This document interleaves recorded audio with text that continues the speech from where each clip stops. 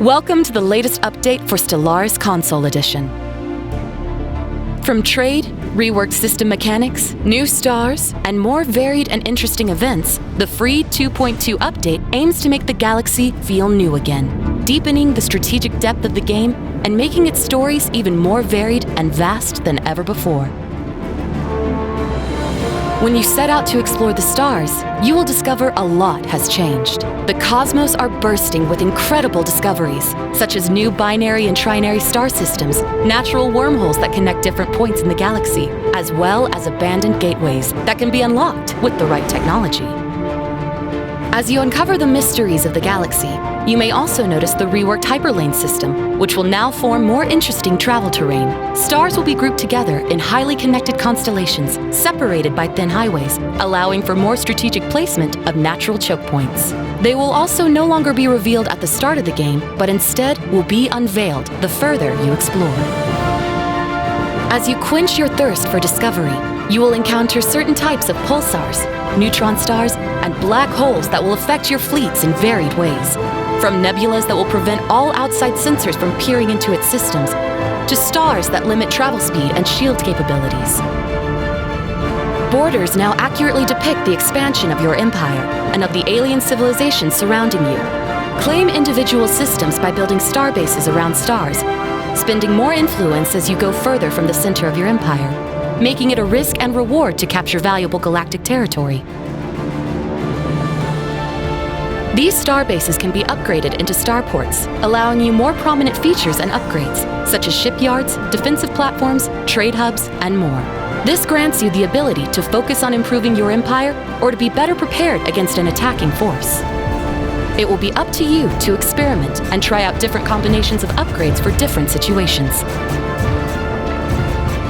When colonizing and developing new worlds, you will notice the old planetary tile system has been replaced with 4 different types of districts, in which you can choose to dedicate large areas of development towards housing for your populations, as well as food and resource gathering. Habitats and ring worlds will, of course, contain their own unique set of districts as well.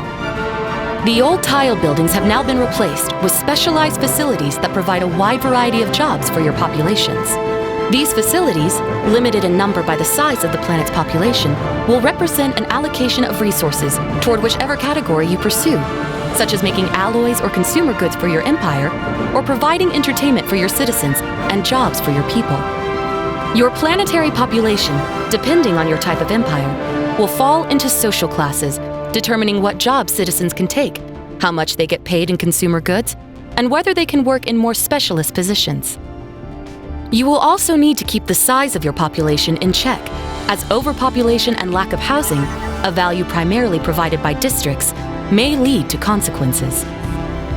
We've also reworked how growth and migration takes place, with each planet's demographical direction affected by numerous factors, from natural reproduction and immigration to shifting demographics, purging, and more. If pushed even further, this can lead to hunger strikes, terrorist bombings, armed revolts, or worse. Planetary armies have also been reworked. Defensive armies are now created automatically to garrison from certain buildings, such as capitals and strongholds. The latter also keeps defensive armies safe from any orbital bombardment, which now does damage to both armies defending the planet as well as the planet itself. Similarly, assault armies in battle can also cause collateral damage, affecting the resulting landscape and the possibility of leaving even more devastation behind. On top of that, the new combat width of each planet limits how many armies can fight at once, also allowing each assault squad the chance to disengage when needed, though there is a risk of being overrun. With these new changes, you will now have a vast number of more unique and interesting planets and habitats for different types of empires, allowing you to shape your societies and planets the way you desire. As you begin to expand into the outer reaches of space, exploring planets and mysterious solar systems, you'll notice brand new resources such as alloys, consumer goods, trade value, and more. These tie into the economic simulation in many ways, considerably diversifying the domestic activity of empires.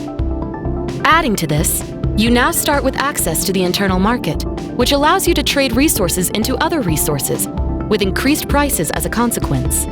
A few years later, when enough empires have established contact, a common galactic market can be formed.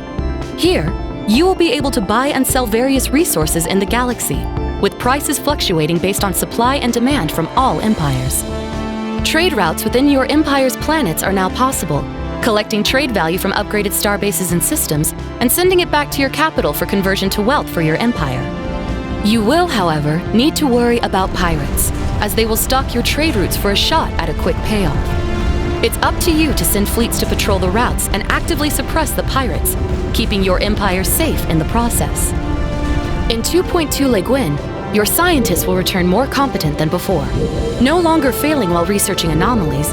Instead, the level of your scientists will determine how long you spend studying the anomaly. The higher the level, the shorter the time you spend researching.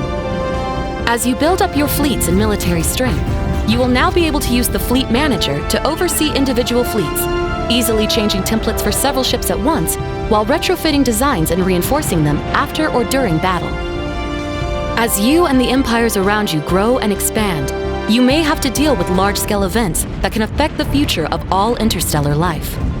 The AI crisis has now changed form into the contingency, where you will now receive a ghost signal that will begin to disrupt the machines and synthetics within your empire, growing into a full-scale threat between organics and machines. This is expanded further upon in the upcoming story pack, Synthetic Dawn. In addition to these vast changes, there are also new policies for pre-sapients, adjustments to the expansion planner, as well as different types of game setups, administrative caps, balance and diplomacy changes, and more. Update 2.2 brings a tremendous amount of variety, making each galaxy feel new again. You'll discover secrets, witness intergalactic wars, rule grand and glorious empires, and leave your species' mark among the stars when this free update launches on May 12, 2020.